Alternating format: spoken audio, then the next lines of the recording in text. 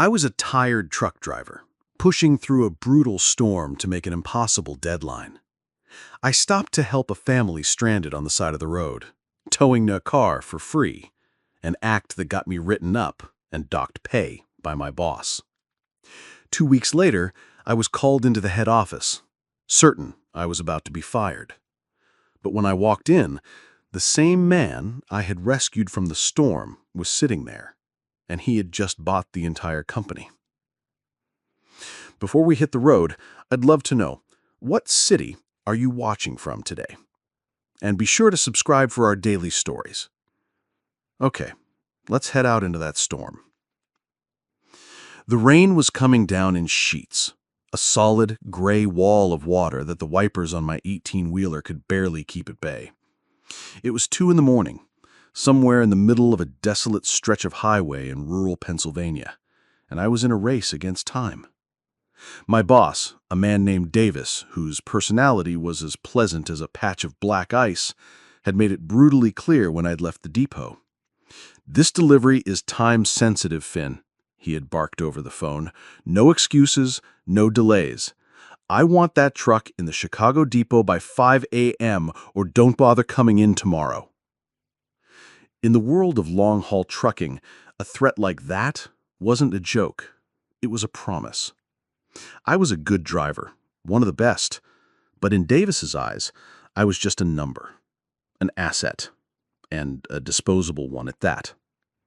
I was pushing my rig as hard as I dared on the slick, treacherous asphalt, my eyes burning from staring into the hypnotic, rhythmic pulse of the wipers. My mind was a weary soup of fuel gauges, deadlines, and the quiet, gnawing anxiety of the bills waiting for me at home.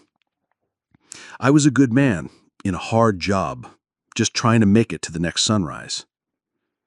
It was in this state of exhausted, hyper-focused tunnel vision that I saw them. A flicker of weak, struggling hazard lights a quarter-mile ahead on the shoulder of the highway. As I got closer, the shape resolved itself. It was a dark-colored SUV, its hood up, completely dead in the water, a sitting duck in the middle of a biblical downpour. Standing beside it, soaked to the bone, was a man, desperately trying to flag me down. My first instinct, the one conditioned by years of my boss's relentless pressure, was to keep going. "Not your problem," a voice that sounded a lot like Davis whispered in my head. "You stop, you're late. You're late, you're fired. Just keep driving." The company policy was absolute. No unauthorized stops. It was a liability. It was a waste of time. I was about to move to the left lane to give them a wide berth when my headlights swept across the inside of their vehicle, and I saw them. In the back seat was a woman, her face pressed against the glass, and in a car seat beside her was a small child, no older than 5 or 6. A family, stranded in the middle of nowhere, in the dead of night, in the worst storm of the year. With a curse and a groan of resignation at my own conscience, I hit the air brakes, the powerful pssh sound cutting through the roar of the storm. My massive rig slowed, pulling over onto the shoulder 100 feet in front of them. I threw on my own rain gear and jumped out into the deluge. The man, who I could now see was in his 50s, with a kind, tired face, ran up to me, shouting over the wind. "Our engine just died, no power at all, and my cell phone has no signal out here." "Get back in the car with your family and stay warm. I'll take a look." I knew it was a lost cause. The car was a new model, and it was completely dead. This wasn't a simple fix. They needed a tow. A tow that in a storm like this wouldn't arrive for hours, if at all. I walked back to him. "The engine is flooded, sir. You're not going anywhere in this tonight." I saw the look of pure, desperate panic in his eyes as he looked back at his wife and child in the car. And I made a choice that I knew, with an absolute certainty, was going to cost me my job. "I can't leave you here," I said. "I'll tow you to the next town. There's a motel there. It's about 20 miles down the road." I can't ask you to do that," he said, shaking his head. "You have a deadline, a delivery to make." "Some deliveries," I said, are more important than others. The next 20 minutes were a blur of cold, wet, and heavy work. I got my own heavy-duty tow chains from my toolbox and, with the man's help, I hooked his SUV securely to the back of my rig. Finally, we were on our way. My truck now moving at a slow, careful crawl, the dead weight of the family I had just adopted pulling me from behind. We drove in a comfortable silence. The only communication the occasional, crackling check-in over the CB radio I had told him to use from his car. When we finally, mercifully pulled into the bright, welcoming lights of a small motel off the next exit, it was almost 4 in the morning. After I had unhooked his car, the father, whose name I now knew was Warren, came to the window of my cab. He pulled out a wet, crumpled wallet. "I don't have much cash on me," he said, trying to push a handful of bills through my window. "But please, let me pay for your time, for your fuel." I looked at the money and then at his tired, grateful face. "No, sir," I said, pushing his hand gently away. "You just get your family inside and get them safe and warm. That's all that matters. Have a safe trip." He just looked at me for a long moment, his eyes, which were sharp and intelligent, seeming to see right through me. "Thank you," he said, his voice full of a quiet, profound sincerity. He offered me his hand. "I will not forget this, son." We shook, a firm, solid handshake between two men in the pouring rain. I watched them disappear into the safety of the motel lobby, a warm feeling of a job well done in my chest. A feeling that immediately turned to ice as I finally looked at the clock on my dashboard. It was 4:15 a.m. I was over 200 miles from my destination, and my delivery was due in Chicago in 45 minutes from now. I was not just late, I was catastrophically, unforgivably, and career-endingly late. The rest of the drive was a long, lonely, and deeply stressful journey. The storm finally broke as the sun began to rise, painting the wet gray sky in shades of a bruised watercolor pink. When I finally, exhaustedly pulled my rig into the bustling Chicago depot, it was just after 9 in the morning, a full 4 hours after my deadline. The other drivers, the guys on the morning shift, just looked at me with a kind of weary, pitying sympathy. They knew my boss, Mr. Davis. They knew what was coming. I didn't have to wait long. Before I had even finished unhitching my trailer, my phone buzzed with a text from him. It was 2 words. "My office. Now." Davis's office was a small, messy, and joyless cube that smelled of stale coffee and quiet desperation. He was a man whose own mid-level management failures were a constant, simmering rage that he expertly redirected at the drivers under his command. He was sitting behind his cluttered desk, a large, balding man with a perpetually flushed, angry face, and he didn't even offer me a seat. "You're 6 hours late, Finn," he began, his voice a low, dangerous growl. He had calculated the time from when I should have checked in. 6 hours. The penalty clause in the contract for this delivery was $5,000 an hour. You have just, with your little joyride, personally cost this company $30,000. Do you have anything at all to say for yourself before I fire you and have you blacklisted from every logistics firm in the country? I stood before his desk, tired, wet, and bone-weary, but my conscience was clear. I told him the truth. I told him about the storm, about the SUV on the side of the road, about the family with the small child inside. I told him about the lack of cell service, about the fact that a tow truck would not have reached them for hours. I made a judgment call, Mr. Davis, I concluded, my voice steady. There was a family in danger. I couldn't just leave them there. Davis just stared at me for a long, silent moment, and then he laughed. It was not a pleasant sound. It was a short, sharp, and utterly mirthless bark of a laugh. "A judgment call?" he sneered. Let me tell you something, Finn. I don't pay you to make judgment calls. I don't pay you to be a hero. I don't pay you to run a charity tow service for every sad sack who runs their car into a ditch. He leaned forward, his face now a mask of pure, ugly rage. I pay you to get a 30-ton rig full of high-value electronics from point A to point B on time and without excuses. That is the beginning and that is the end of your job description. He was right, of course. From a purely corporate logistical standpoint, I had failed. But from a human standpoint, I knew, with an absolute and unshakable certainty, that I had done the right thing. And that was a truth that his anger could not touch. I just stood there, in a quiet, dignified silence, and I let him rage. I accepted my fate. But he didn't fire me. He did something worse, something more humiliating. "You're not worth the paperwork of firing right now," he spat, his voice full of a dismissive contempt. "But here's what is going to happen. The $30,000 late fee is coming out of this depot's budget, which means it is coming out of my hide. So I'm going to take it out of yours. I am suspending you for 1 week without pay. And this," he said, scribbling furiously on a formal disciplinary form, "is a final written warning.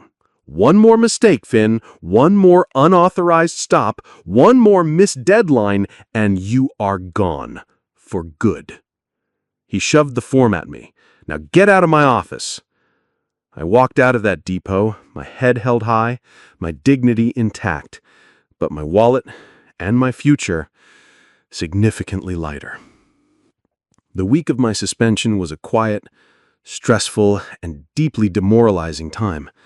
I spent my days looking for other jobs, my 1-week suspension a black mark that was difficult to explain. I began to think that Davis had won, that my one small act of kindness had, in the end, cost me everything. It was on the Friday of that long, lonely week that the email arrived. It was from the corporate head office, from a name I didn't recognize, the executive assistant to the company's CEO. The email was brief, formal, and terrifying. It was a summons. I and my regional manager, Mr. Davis, were to report to the CEO's office in New York City on Monday morning for a formal review of the incident. I stared at the email, my heart pounding in my chest. A meeting with the CEO in New York. This was it. This was the final nail in the coffin. Davis had clearly not been satisfied with just suspending me. He had escalated it. He was making an example of me. He was making sure I was not just fired, but publicly and corporately executed by the highest power in the company. I had 2 days to prepare for the end of my career. The 2-day bus ride to New York City was a long, slow, and deeply demoralizing journey towards my own execution. I spent the time staring out the window at the blur of the American landscape, the country I had spent my life crisscrossing in the lonely solitude of my truck's cab. I thought about my career, about the thousands of on-time deliveries, the years of hard, honest work, and I thought about how all of it was about to be erased because of a single simple act of human decency. I wasn't angry. I was just tired. I had played the game, and I had lost. I had accepted my fate. I arrived at the corporate headquarters of Freightline Logistics an hour early. It was a place I had only ever seen in company newsletters, a gleaming 50-story tower of glass and steel on Park Avenue. It was a different universe from the gritty, diesel-fumed world of the depots and the highways I knew. I felt like a stranger in a foreign land. I found my boss, Mr. Davis, waiting for me in the opulent marble-floored lobby of the executive suite on the top floor. He was wearing his best ill-fitting suit, and he looked nervous, but also smug, like a small petty tyrant who was about to be rewarded by the king. "Well, Finn," he said, a look of false sympathy on his face, "looks like your little hero act finally caught up to you. It's a real shame." He leaned in, his voice a conspiratorial whisper. "Just a piece of friendly advice. When we go in there, you keep your mouth shut. You say nothing. Let me do all the talking. I'll tell the CEO you're a good driver who just made a bad judgment call. Maybe, if we're lucky, I can convince them to just let you go with a severance package instead of blacklisting you from the industry." He was pretending to be on my side, a final pathetic little power play. I just nodded, too tired to even argue.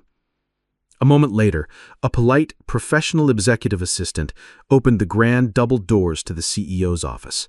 "Mr. Davis, Mr. Riley, they're ready for you now." We walked in.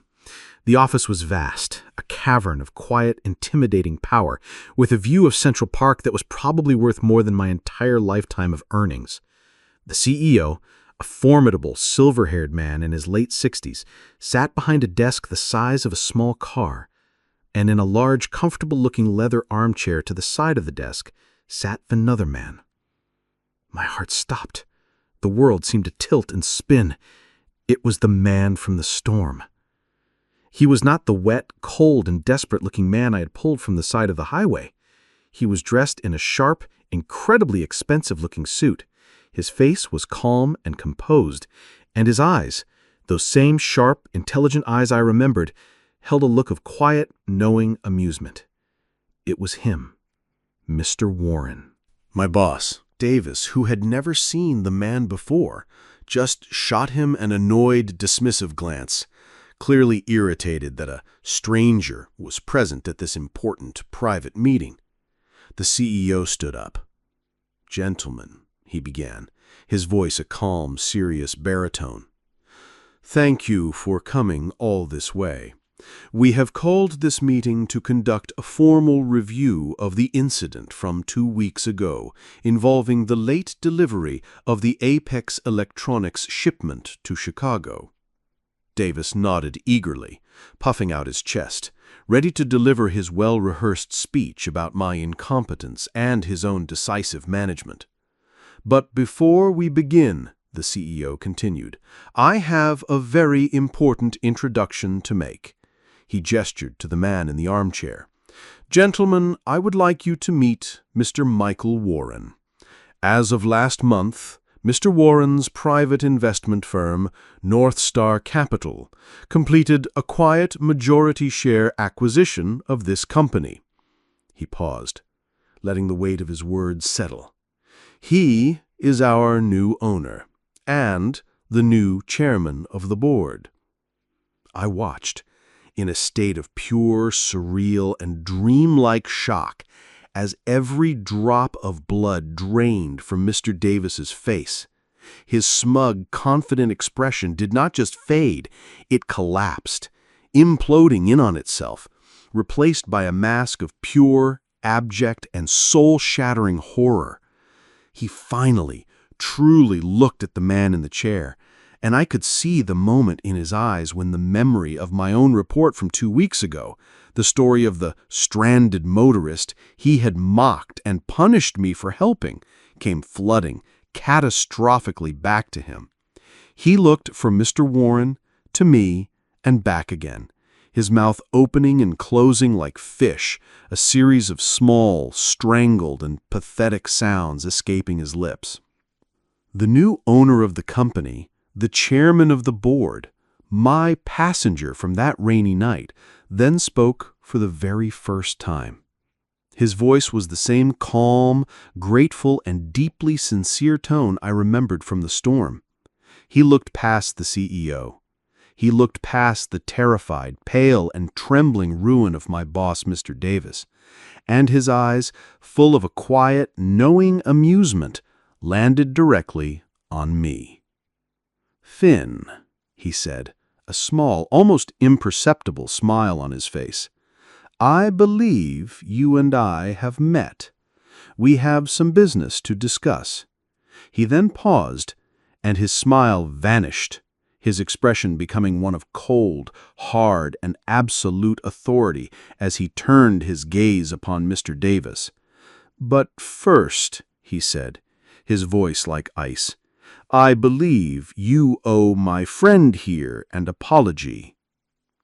I stood in the vast, silent office of the CEO, my heart hammering against my ribs, a strange electric current of disbelief and a dawning impossible hope coursing through my veins.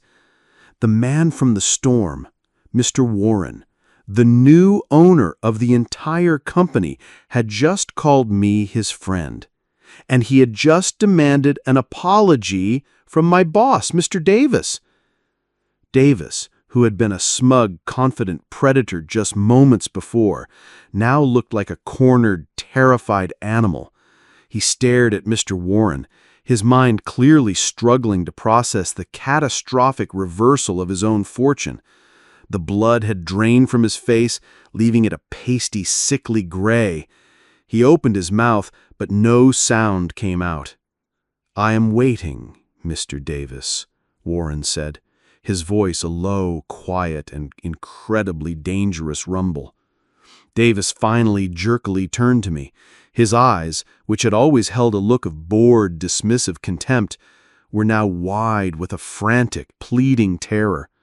"Finn," he stammered, his voice a pathetic, strangled squeak, I apologize. It was a misunderstanding, a matter of company policy. I had no idea, sir, of the circumstances. I am so very sorry if I was harsh." It was the weak, insincere, and utterly worthless apology of a man who was not sorry for what he had done, but terrified of the consequences. Mr. Warren did not seem impressed. He just looked at Davis with a look of profound and deeply disappointed disgust. "Harsh, Mr. Davis?" he repeated, his voice like ice. "No, you were not harsh. You were a petty tyrant, a small man in a small office, drunk on a tiny amount of power, who chose to punish a good man for an act of profound and selfless compassion."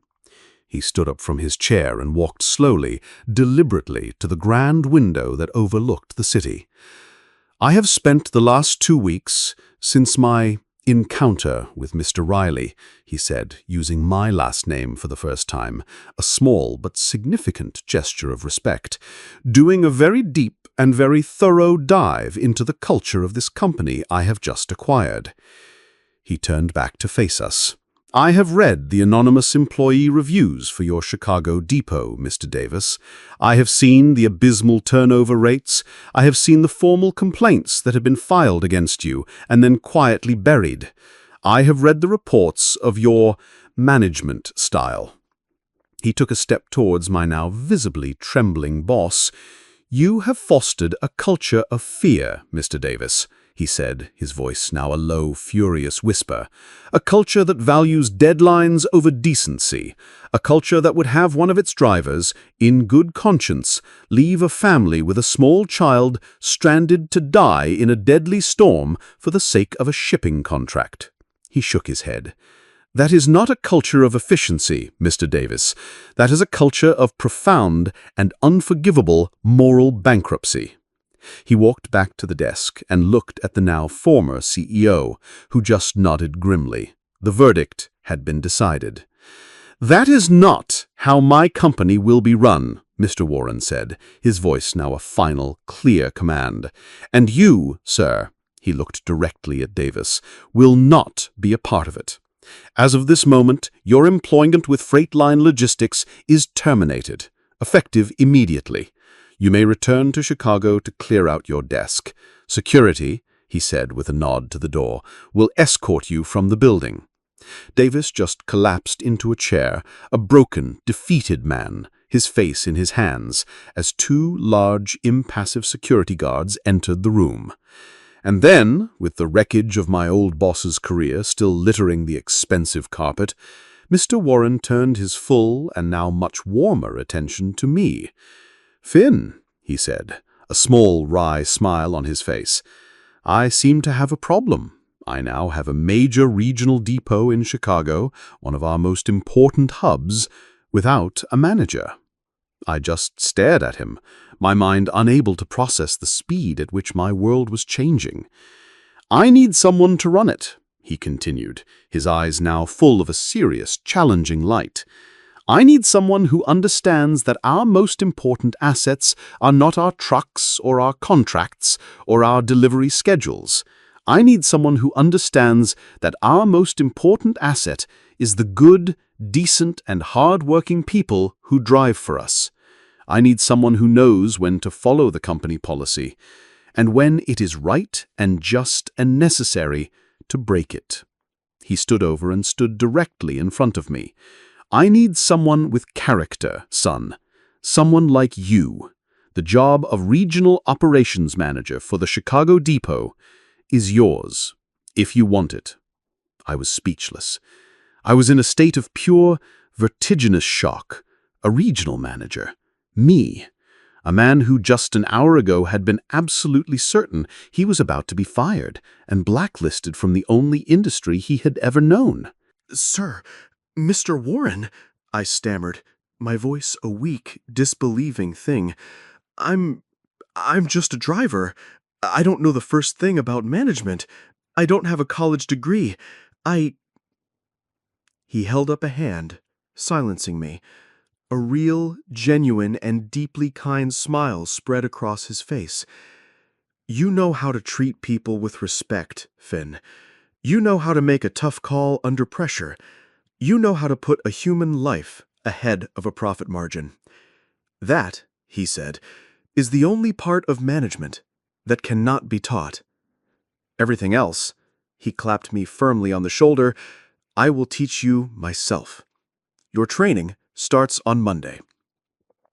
I stood there in the billionaire's office, my head spinning, my entire life rewritten in the space of 10 unbelievable minutes. An hour ago, I was a dead man walking, a broke and soon-to-be unemployed truck driver. Now, I was a regional operations manager, with the most powerful and most decent man in the entire industry as my personal mentor.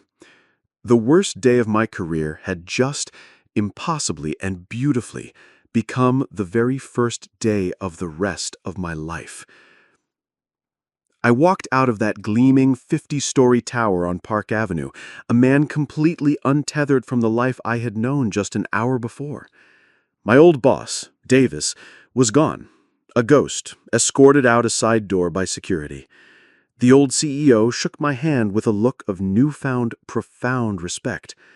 And my new boss, the new chairman of the board, the man from the storm, Mr. Warren, just clapped me on the shoulder one last time. "See you in Chicago on Monday, Finn. We have a company to rebuild." The bus ride back to Chicago was a journey through a dream. I wasn't staring out the window at a bleak, uncertain future anymore. I was looking at the landscape of my country, and for the first time, I felt like I had a real stake in it. I held the crisp new business card in my hand, the one that read, "Finn Riley, Regional Operations Manager." It didn't feel real. When I walked into the Chicago Depot on Monday morning, the atmosphere was a toxic cocktail of fear and resentment. The news of Davis's sudden, spectacular firing had spread like wildfire. The other drivers looked at me with a mixture of awe and deep suspicion. They didn't know the whole story. They just knew that the quiet guy, Finn, had gone to New York and had somehow come back as the king. My first act as the new manager was not to move into Davis's old, messy office.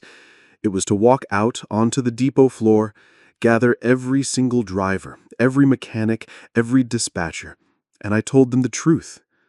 I told them the entire unbelievable story. I told them about the storm, the stranded family, the tow, the punishment, and I told them about the new owner, a man who had been on the receiving end of a single, simple act of kindness and had decided to build his entire corporate philosophy around it. "The old way of doing things is over," I told them, my voice echoing in the vast, diesel-fumed space. "This depot will no longer be run on a foundation of fear and impossible deadlines. It will be run on a foundation of respect. We are not cogs in a machine, we are a team, and we will look out for each other." The change was not immediate. There was still suspicion, but slowly, day by day, we began to build something new. I didn't manage from behind a desk. I was on the floor, in the trucks, turning wrenches with the mechanics. I knew their struggles because they had been my struggles, and I fought for them. I renegotiated our deadlines with corporate to be more realistic. I instituted a new bonus system based on safety and vehicle maintenance, not just speed. And I implemented a new company-wide policy, one that was approved with a single enthusiastic phone call from Mr. Warren himself. It was called the Good Samaritan Rule.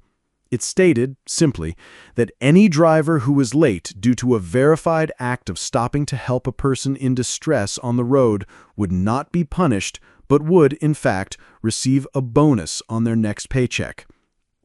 It was a revolution, and it worked. Our depot, which had once had the worst turnover rate in the entire company, became the one everyone wanted to transfer to. Our safety record became the best in the nation, and our profits, ironically, soared. I saw Mr. Warren once a month. He would fly in for our regional meetings, but he would always spend an extra day with me. He was not just my boss, he had become my mentor, my friend, and the closest thing to a father I had had since my own had passed away.